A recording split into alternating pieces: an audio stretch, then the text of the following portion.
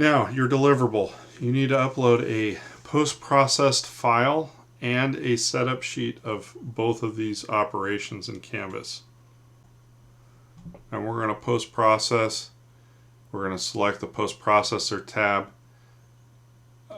If you're looking at the prior videos, until I have the editing done, there was a mistake done on setting up the machine.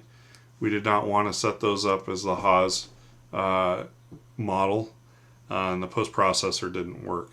So what you want to do is you want to select the Haas Next Generation Control from the Fusion library. And for the 5-axis work, you have to expand this Configurations tab. You open that tab and it allows you to select what axes are going to be used for this program. Now for straight 3-axis, this is what you need.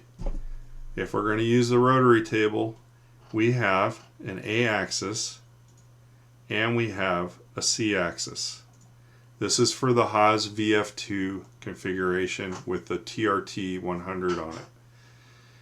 If you're running the UMC 750, you have a B-axis instead of an A-axis. So in this configuration, for post-processing operation 2, which has the 5-axis moves, we're going to hit post.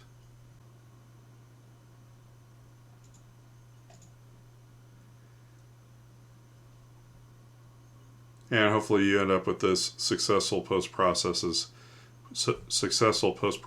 code where you've chosen to put it. Now, the 3-axis code for operation 3. We still go to post-processor. We're going to pick the same post-processor, but you need to toggle these back to no.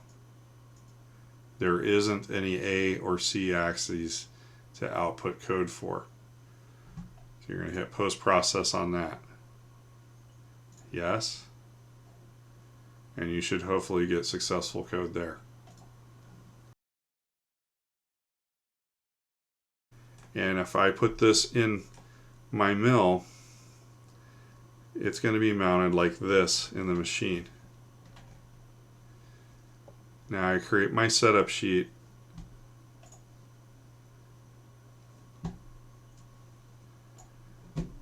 And I should have at least a rough orientation of how that part's mounted.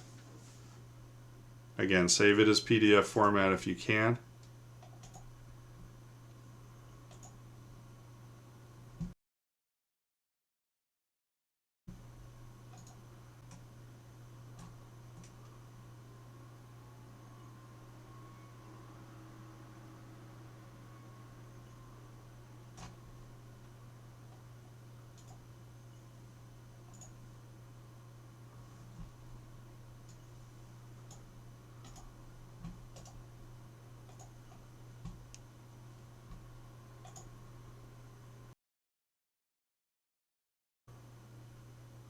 Okay, so in Canvas, you go to your Canvas assignment. You're going to select the Start Assignment. You're going to upload your files. So you're going to have 4 files. So you have to keep pressing Add File for each one. You're going to search for your files, attach all 4 of them, and hit Submit Assignment for your deliverable. And I'll review it. We probably won't get into a great amount of detail. You are going to run a proven program in a lab just because we have such limited equipment. It's going to allow you to move forward. Again, thank you for sticking with me on this, and this is the end of the tutorials for programming the CAD CAM 73001-101 multi-tool.